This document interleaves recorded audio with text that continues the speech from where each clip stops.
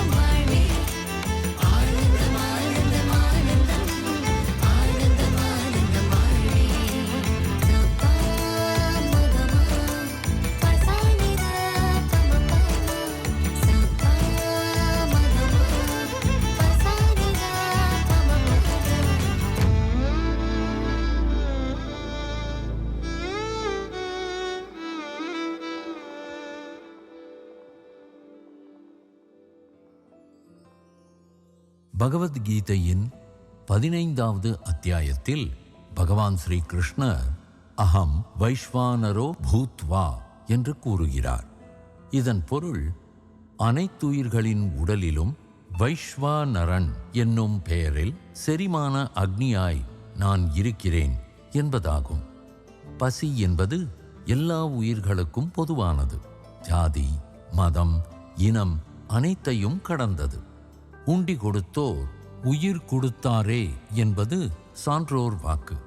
ஆம், பசியால் வாடும் ஒருவருக்கு உணவளிப்பது அவருக்கு மறுவாழ்வு அளிப்பதற்கு ஒப்பாகும். பாரத பண்பாட்டில் ஒரு தாய் சமைக்கும்போது முதலில் பறவைகளுக்கும் பசுக்களுக்கும் நாய்களுக்கும் உணவளிப்பதை கடமையாக கொள்கிறாள்.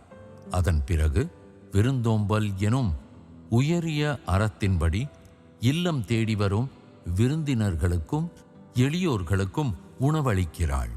பிறகு தன் குடும்ப உறுப்பினர்களுக்கு பரிமாறுகிறாள். மன நிறைவோடு அந்த தாய் இறுதியாகவே உணவருந்துகிறாள். கருணையே வடிவான நமது அம்மா கடந்த 20 ஆண்டுகளாக தடையின்றி ஆண்டுதோறும் 1 கோடி மக்களுக்கு அன்னதானம் வழங்கி வருகிறார். அம்மாவின் இந்த அருஞ்செயலால் தூண்டப்பட்ட அவரது குழந்தைகள் ஒன்றிணைந்து மதர்ஸ் கிச்சன் என்னும் நற்பணியை தொடங்கியுள்ளனர். கீன்யா, நைரோபி, ஆஸ்திரேலியா, அமெரிக்கா மற்றும் கனடாவின் 50 நகரங்களில் பசியால் வாடும் வீடற்ற மக்களுக்கு இவர்கள் இன்முகத்துடன் உணவளிக்கிறார்கள். சிட்னியின் தன்னார்வத் தொண்டர் ஒருவர் நெகிழ்வுடன் கூறினார், நாங்கள் வெறும் உணவை மட்டும் பரிமாறுவதில்லை. அம்மாவைப் போலவே மக்களின் அன்பு மற்றும் கருணைக்கான தாகத்தையும் தீர்க்கவே நாங்கள் முயல்கிறோம். ஆம், அதுதான் அம்மாவின் விருப்பமும் கூட. வாடிய பயிரை கண்டபோதெல்லாம் வாடினேன் என்ற வள்ளலாரின் பெருங்கருணையைப் போல் வறண்டு போன நம் இதயங்கள் அன்பு, சேவை மற்றும் ஈகையினால் நனைய வேண்டும் என்பதே அம்மாவின் அவா. தனி ஒருவனுக்கு உணவில்லை எனில் ஜகத்தினை அழித்திடுவோம் என்ற பாரதியின் வரிகளை செயலாக மாற்றி ஒவ்வொரு வேளையும் உணவை உட்கொள்ளும் முன்பு நம்மை சுற்றியுள்ள பிற உயிர்களைப் பற்றியும் ஒரு கணம் சிந்திப்போம். சுயநலத்தையும் பேராசையையும் துறப்போம். எதையும் நமக்காக மட்டுமே குவித்து வைக்க வேண்டாம். நம் தேவைகள் அனைத்தையும் நிறைவு செய்ய குறையாத வளங்களை இறைவனும் இயற்கையும் நமக்கு அள்ளி வழங்கியிருக்கின்றன. பகுத்துண்டு பல்லுயிர் ஓம்புதல் நூலோர் தொகுத்தவற்றுள் எல்லாம் தலை. அன்பு வடிவாகவும் ஆன்ம வடிவாகவும் இருக்கின்ற അനേവർക്കും വണക്കം. നമ്മുടെ ഹൃദയം ഒരു പാരച്ചൂട്ടുമാണ്. അത് തുറന്നില്ലെങ്കിൽ വലിയ അപകടമാണ്. നമ്മുടെ ഹൃദയത്തിൽ മറ്റുള്ളവർക്കായി അല്പമിടം ഒഴിച്ചിടണമെന്നുള്ള ആ സ്ഥലമാണ് നമുക്കിരുന്ന് വിശ്രമിക്കാനുള്ള കസേര. நமது இதயம் ஒரு பாராஷூட்டை போன்றதாகும். அது திறக்காவிட்டால் ஆபத்தாகும். நம்முடைய இதயத்தில் மற்றவர்களுக்காக சிறிது இடம் ஒதுக்க வேண்டும். அந்த இடம்தான் நம் இதயத்தில் இறைவன் அமரும் அரியணை. சமுதாயத்தின் சரியான வளர்ச்சி பகிர்ந்து கொள்வதால் மட்டுமே சாத்தியமாகும். நமக்கெல்லாம் கண் இருக்கிறது, ஆனால் கண்ணோட்டம் இல்லை. நமது முன்னோர்களுக்கு விசாலமான கண்ணோட்டம் இருந்தது. அவர்களது தீர்மானங்கள் சமுதாயத்தின் முன்னேற்றத்திற்காக இருந்தது. அது தனி நபருக்காக என்று இருக்கவில்லை. ஆப்பிரிக்கா காடுகளில் நடந்த ஒரு சம்பவம் அம்மாவின் நினைவுக்கு வருகிறது. ஒரு குழுவினர் ஆப்பிரிக்கா காடுகளுக்கு சென்றனர். அங்கு வசிக்கும் ஆதிவாசிகள் பட்டினியாலும் பசியாலும் மெலிந்து இருந்தனர். அங்கிருந்த குழந்தைகளும் முதியவர்களும் எல்லோரும். அதை கண்ட அங்கு சென்ற குழுவினர்களுக்கு அவர்கள் மீது இரக்கம் தோன்றியது. அவர்கள் சாப்பிட உணவு வைத்திருந்தனர். அதில் கொஞ்சம் அந்த ஏழைகளுக்கு கொடுத்தனர். பசியால் துடித்து கொண்டிருந்தார்கள். அப்படிப்பட்டவர்கள் அறக்க பறக்க உண்பார்கள். ஆனால் இவர்கள் அப்படி செய்யவில்லை. அதற்கு பதிலாக அதை அங்கே வைத்து வேறு பொட்டலம் கட்டுவதற்கான பொருட்களை கொண்டு வந்து ஒரு பொட்டலத்திலிருந்து வேறு பொட்டலத்தில் சிறிது உணவை இட்டு அதையெல்லாம் சேர்த்து சிறிய உணவு பொட்டலங்களாக கட்டினார்கள். அவர்கள் கட்டியதையெல்லாம் ஒன்று சேர்த்து ஒரு பெரிய பொட்டலம் ஆக்கினார்கள். இப்படி நிறைய பொட்டலங்கள் கட்டினார்கள், சிறிதும் பெரிதுமாக. இப்படி இவர்கள் சிறிதும் பெரிதுமாக கட்டுவதை பார்த்த அந்த குழுவினர் வீட்டில் இருக்கும் குழந்தைகளுக்கு கொடுப்பதற்காக இப்படி கட்டுகிறார்கள் என்று மனதில் சிந்தித்தனர். அந்த வீட்டிலிருந்த ஒரு பெரியவர் சிறிது உணவை அங்கே வைத்து மீதியுள்ள உணவுப் பொட்டலங்களை பெரிய குழந்தைகளின் கைகளில் கொடுத்து கொண்டு போகச் சொன்னார். இதை பார்த்த அந்த குழுவினர்களுக்கு என்ன நடக்கிறது என்று புரியவில்லை. நாங்கள் தந்த உணவை எங்கே கொண்டு போகிறீர்கள்? உங்கள் குடும்பத்தினர் யாராவது அங்கே இருக்கிறார்களா? எங்கள் குடும்பத்தினர் இங்கேதான் இருக்கிறார்கள். இதை கொண்டு போவது அடுத்த வீடுகளிலும் சாப்பிடாதவர்கள் உண்டு.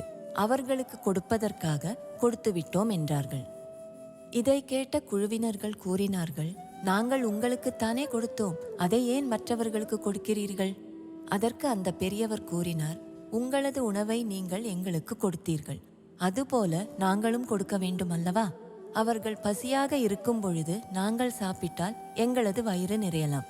ஆனால் மனதில் தோன்றும் வலி பசியை விட தாங்க முடியாத வேதனையாக இருக்கும். அவர்கள் எல்லாம் நீண்ட நாட்களாக உணவின்றி இருக்கின்றனர். அதனால்தான் அந்த உணவை அவர்களுடன் பங்கிட்டோம். ஆதிவாசிகள் என்றும் காட்டு மிராண்டிகள் என்றும் முத்திரை குத்தப்பட்ட அவர்களிடம் இருக்கும் பரஸ்பர அன்பும் அக்கறையும் நாகரீகமானவர்கள் என்று கூறப்படும் நம்மிடம் இருக்கிறதா என்று நாம் சிந்திக்க வேண்டும். இன்று உலகில் மக்கள் தொகையை விட 3 மடங்கு உணவு சமைக்கின்றனர். ஆனாலும் எத்தனையோ பேர் பட்டினி கிடக்கின்றனர். மீதம் இருக்கும் உணவை தினமும் குப்பை தொட்டியில் கொண்டு போய் கொட்டுகின்றனர். இப்பொழுது நிலைமை மாறி வருகிறது. ஆனாலும் உணவுப் பொருட்களை உபயோகிக்கும் போது கூடுதல் கவனம் நமக்கு தேவை. அம்மாவின் பக்தர்கள் விமான நிலையத்திற்கு சென்று விமானத்தில் மீதமிருக்கும் உணவுகளை சேகரிப்பார்கள். சில விமானங்களில் விலை குறைந்த டிக்கெட் எடுப்பவர்களுக்கு உணவு கொடுக்க மாட்டார்கள். சில பயணிகள் சாப்பிட மாட்டார்கள். சிலர் தூங்கி விடுவார்கள். அதனால் நிறைய உணவு மீதம் இருக்கும். அதை பக்தர்கள் சென்று சேகரித்து ஏழைகளுக்கு கொண்டு போய் விநியோகம் செய்வார்கள். ஆனாலும் எத்தனையோ பேர் பட்டினி கிடக்கின்றனர். இருந்தும் 3 மடங்கு உணவு சமைக்கின்றனர். அதில் பெரும்பாலான உணவை குப்பையில் கொண்டு போய் கொட்டுகின்றனர். நாம் நினைத்தால் யாரும் பட்டினி கிடக்க மாட்டார்கள். இப்படிப்பட்ட விழிப்புணர்வு சமுதாயத்தில் உள்ள அனைவருக்கும் வேண்டும்.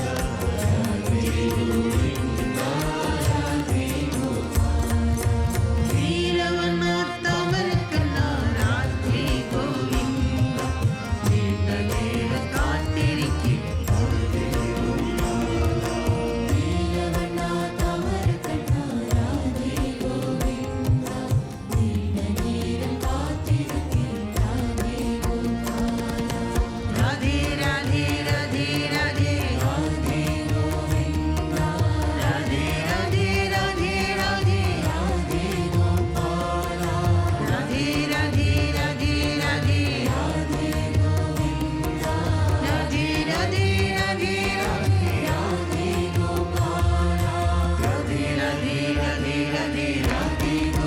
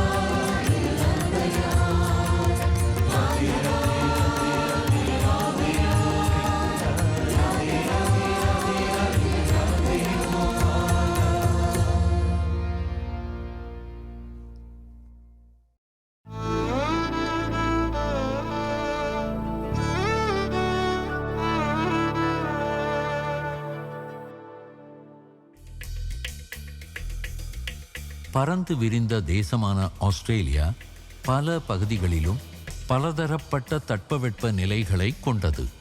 வெப்பமண்டல காலநிலை கொண்ட இதன் வடக்கு பகுதி கோடைக்காலத்தில் அதிக வெப்பமும் ஈரப்பதமும் கொண்டதாகும். குளிர்காலத்தில் மிதமான வெப்பமும் வறட்சியும் கொண்டதாகவும் இருக்கும். அதே சமயம் தெற்கு பகுதிகளில் கோடைக்காலம் சற்று இதமாகவும் குளிர்காலம் அதிக குளிரோடும் அவ்வப்போது மழையுடனும் இருக்கும்.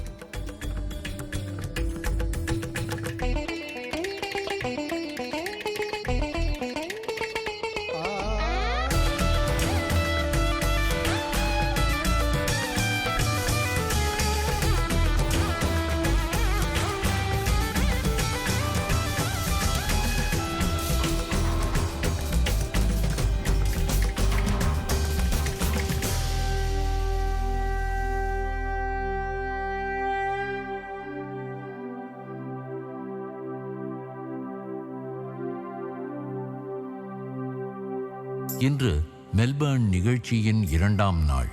பக்தர்கள் அனைவரும் அம்மாவை வரவேற்க தயார் நிலையில் ஆவலுடன் காத்திருந்தனர்.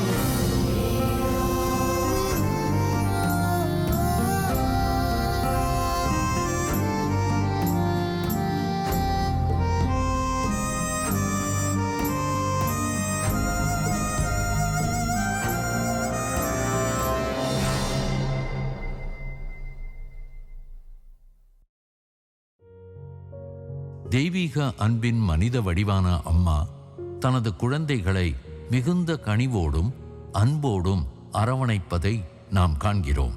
அம்மாவின் தூய்மையான பிரதிபலன் பாராத அன்பு காயங்களை ஆற்றவல்லது, ஆறுதல் அளிக்கக்கூடியது.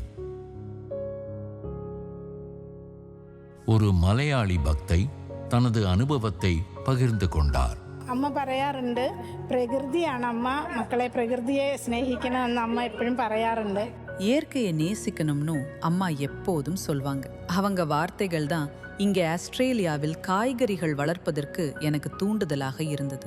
காலையும் மாலையும் செடிகளுக்கு தண்ணீர் விடுவேன், உரம் போடுவேன். அம்மாவை பற்றி அவைகளோடு பேசிக்கிட்டே இருப்பேன். முதல்ல அம்மா ஆஸ்திரேலியாவுக்கு வர்றாங்கன்னு எனக்கு தெரியவே இல்லை. அதனால நான் பறிச்ச காய்கறிகளை அம்மாவுக்கு கொடுக்க முடியும்னு நான் கனவுல கூட நினைக்கல. அம்மா வரப்போறாங்கன்னு தெரிஞ்சதும் அந்த செடிகள் கிட்ட நான் அன்போட பேசினேன்.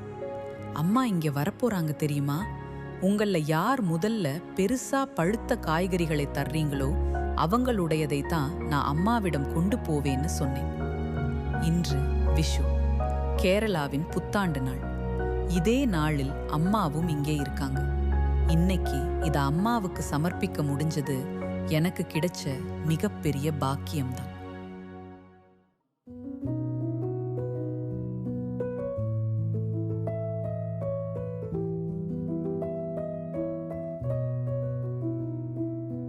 प्रेम ही जीवन का आधार है, प्रेम हर एक धर्म का सार है, प्रेम से मिटता अहंकार है,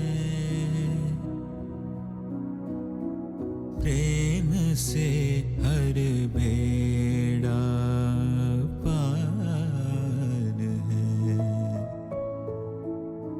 प्रेम से हर बेड़ा पार है। प्रेम में क्या जीत है, क्या हार है, सुख क्या दुख क्या हर पल त्योहार है। प्रेम से ही सत्य साक्षात्कार है, प्रेम से मिटता अंधकार है, प्रेम से मिटता अंधकार है। मनवा प्रेम कर कर सब से तू प्यार, स्वर्ग बन जाए। அம்மா இங்கிருந்து சிங்கப்பூர் செல்லவிருக்கிறார். அம்மா 2 ஆண்டுகளுக்கு ஒரு முறை ஆஸ்திரேலியாவிற்கு வருவதால் தனது ஒவ்வொரு கணத்தையும் தன் குழந்தைகளுக்கே அர்ப்பணிக்க முயல்கிறார். நீண்ட நேர தரிசனத்திற்கு பிறகும் அம்மா பஜனை குழுவினரை அழைத்து ஒரு மலையாள நாட்டுப்புற பாடலை பாடினார்.